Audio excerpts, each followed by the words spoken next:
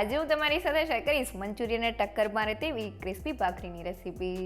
તો આ ભાખરી સ્વાદમાં બહુ જ ટેસ્ટી લાગે છે.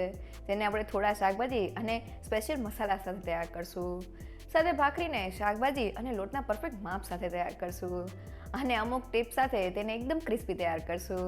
તૈયાર થયેલી આ ભાખરી સ્વાદમાં એટલી જબરજસ્ત લાગે છે કે તેને દહીં અને ટમેટો સોસ સાથે ખાવાની મજા પડી જાય છે. તો ચાલો રેસીપી શરૂ કરીએ. મંચુરિયનને ભૂલાવી દે તેવી ક્રિસ્પી ભાખરી માટે શાકભાજીને ચોપ કરવા મેં નાનું મિક્સર જાર લીધેલું છે. હવે મેં 1 કપ જેટલા કોબીજના રફલી પીસ કરી લીધેલા છે. તેને મિક્સર જારમાં એડ કરી દઈએ. હવે બીજી કોઈ પણ વસ્તુ એડ કર્યા વગર ઢાંકણને બંધ કરી દઈએ અને મિક્સરને આ રીતના રિવર્સ બાજુ એટલે કે પલ્સ ઉપર ચાલુ બંધ કરતા જઈને તેને ગ્રાઇન્ડ કરી લઈએ. ઢાંકણ ખોલીને જોઈએ તો કોબીજ આ રીતના ઝીણું ચોપ તૈયાર થઈ ગયું છે.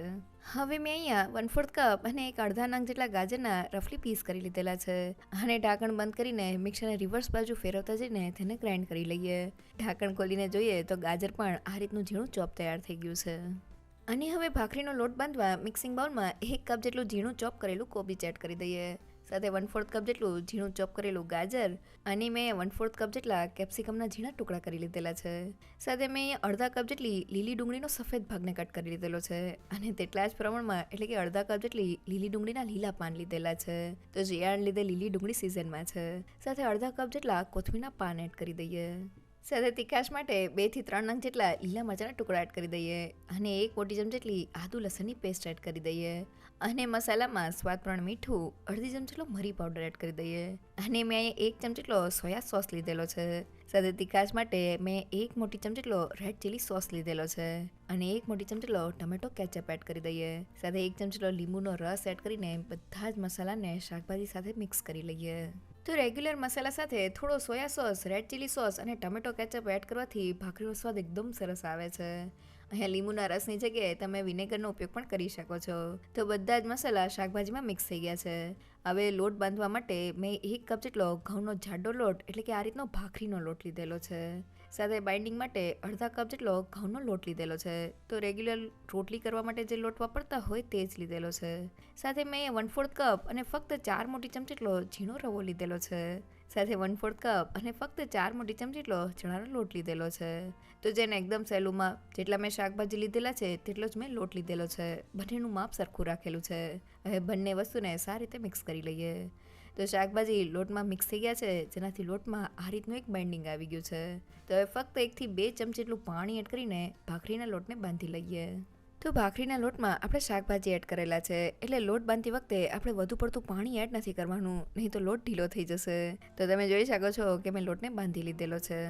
તો ભાખરીના લોટમાં આપણે જેટલા શાકભાજી લેતા હોય તેટલા જ પ્રમાણમાં આપણે લોટ લેવાનો છે. શાકભાજી અને લોટનું માપ સરખું રાખવાનું છે. સાથે શાકભાજીને થોડા ઝીણા સુધારી લેવાના છે જેથી તે લોટમાં એકદમ સારી રીતે ભળી જાય. અહીંયા ભાખરીનું ટેક્સચર ક્રિસ્પી તૈયાર થાય એટલે મેં ઘઉંનો જાડો લોટ એટલે કે ભાખરીના લોટનો ઉપયોગ કરેલો છે. તેની સાથે બાઇન્ડિંગમાં મેં થોડો ઘઉંનો લોટ એડ કરેલો છે અને ભાખરી લાંબા સમય સુધી ક્રિસ્પી રહે એટલે મેં થોડો રવો એડ કરેલો છે અને ભાખરીનો સ્વાદ એકદમ સરસ આવે તેના માટે થોડો ચણાનો લોટ એડ કરેલો છે. અહીંયા આપણે લોટનું પ્રમાણ વધુ પડતું નથી લેવાનું. અહીંયા જો તમારી પાસે ઘઉંનો જાડો લોટ એટલે કે ભાખરીનો લોટ ના હોય તો તમે રેગ્યુલર ઘઉંના લોટ સાથે રવાનું પ્રમાણ થોડું વધારી દેજો. પણ ઘઉંના જાડા લોટ સાથે ભાખરીનું ટેક્સચર એકદમ પરફેક્ટ આવે છે.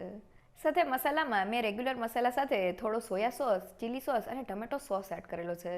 આ સોસને લીધે ભાખરીનો સ્વાદ એકદમ મંચુરિયન જેવો આવે છે. સાથે ભાખરીનો લોટ એકવાર બંધાઈ જાય એટલે આપણે તેને જરા પણ રેસ્ટ નથી આપવાનો કારણ કે આપણે લોટમાં શાકભાજી એડ કરેલા છે. જો આપણે લોટને રેસ્ટ આપી દઈશું તો આપણો લોટ ઢીલો થઈ જશે અને ભાખરી ક્રિસ્પી તૈયાર નહીં થાય. તો હવે બંધાયેલા ભાખરીના લોટને આપણે જરા પણ રેસ્ટ નથી આપવાનો, નહીં તો તે ઢીલો થઈ જશે. તેમાંથી ફટાફટ ભાખરી બનાવવા માટે એક નાની સાઇઝનો લુઓ લઈ લઈએ અને તેને રાઉન્ડ શેપ આપી દઈએ. અને હવે વણવાની ઝંઝટ વગર ફટાફટ ભાખરીને તૈયાર કરવા માટે મેં તવાને ગરમ કરી લીધેલો છે. એની ઉપર થોડું તેલ એડ કરીને તેલને સ્પ્રેડ કરી દઈએ. હવે ભાખરીના લુવાને લઈને તવા ઉપર રાખી દઈએ અને બસ આંગળીને થોડી પાણીવાળી કરીને લુવાને પ્રેસ કરતા જઈને ભાખરીને તૈયાર કરી લઈએ. તો મેં લુવાને પ્રેસ કરીને મીડિયમ થિકનેસમાં ભાખરીને તૈયાર કરી દીધેલી છે. હવે બીજા લુવાને ભાખરીની બાજુમાં રાખીને તેને પણ પ્રેસ કરતા જઈને ભાખરીને તૈયાર કરી લઈએ. તો વણવાની ઝંઝટ વગર આપણી ભાખરી એકદમ ફટાફટ તૈયાર થાય છે. હવે ભાખરીને આપણે ધીમા ગેસ પર શેકવાની છે. તો ભાખરી એક સાઈડથી થોડી શેકાય એટલે તેને બીજી બાજુએ પલટાવી દઈએ અને બીજી બાજુથી પણ થોડી શેકી લઈએ. હવે ભાખરી ઉપર થોડું તેલ લગાવી દઈએ અને તેને પલટાવી દઈએ. હવે આ રીતના ડટ્ટા કે પછી કોઈ પણ વાટકીની મદદથી ભાખરીને પ્રેસ કરતા જઈને શેકી લઈએ. તો ભાખરીને આપણે ક્રિસ્પી તૈયાર કરવાની છે, એટલે ભાખરીને શેકતી વખતે આપણે ગેસની ફ્લેમ હાઈ નથી રાખવાની. મીડિયમ ટુ લો ગેસની ફ્લેમ પર ભાખરી એકદમ ક્રિસ્પી તૈયાર થશે. તો તમે જોઈ શકો છો કે મેં ભાખરીને બંને બાજુથી શેકી લીધેલી છે. તૈયાર થયેલી ગરમા ગરમ ભાખરીને પ્લેટમાં લઈ લઈએ. અને હવે ભાખરીને તૈયાર કરવાની બીજી રીતમાં મેં પાટલા ઉપર આ રીતનું પ્લાસ્ટિક રાખેલું છે. તેની ઉપર થોડું તેલ એડ કરીને તેલને સ્પ્રેડ કરી દઈએ.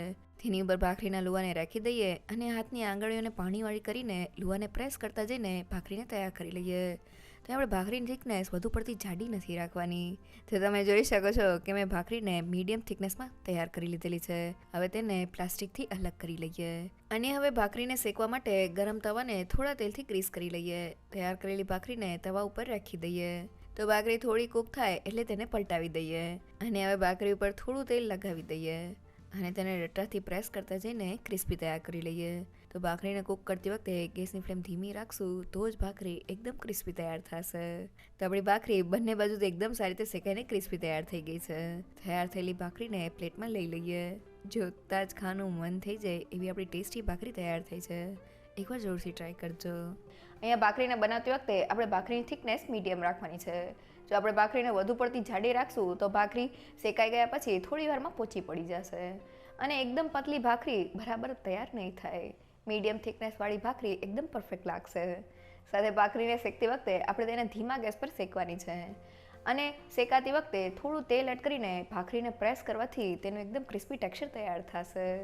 તો તૈયાર થયેલી ભાખરીને દહીં સાથે સર્વ કરી લઈએ.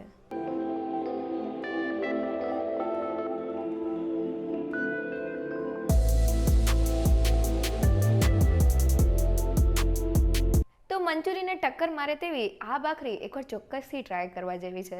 ભાખરી બનાવતી વખતે બસ તમારે અમુક વાતનું ધ્યાન રાખવાનું છે. પહેલી એ કે ભાખરીના લોટમાં તમે જેટલા શાકભાજી લેતા હોય તેટલા જ પ્રમાણમાં લોટ લેવાનો છે. બંનેનું માપ સરખું રાખવાનું છે. સાથે શાકભાજીને થોડા ઝીણા સુધારી લેવાના છે. સાથે ભાખરીના લોટમાં ઘઉંના જાડા લોટ સાથે થોડો ઘઉંનો લોટ, થોડો રવો અને ચણાનો લોટ એડ કરવાથી ભાખરી સ્વાદમાં એકદમ ટેસ્ટી બને છે. સાથે તૈયાર થયેલી ભાખરીને ધીમા ગેસ પર શેકવાથી એકદમ ક્રિસ્પી તૈયાર થાય છે. જો તમને મારી આજની રેસીપી ગમી હોય તો મને કમેન્ટ સેક્શનમાં જરૂરથી કહેજો. સાથે મારા વિડીયોને લાઇક અને ફ્રેન્ડ્સ અને ફેમિલીમાં શેર કરજો અને મારી ચેનલને સબસ્ક્રાઈબ કરવાનું ના ભૂલશો. તો ફરી મળીએ એક નવી રેસીપી સાથે.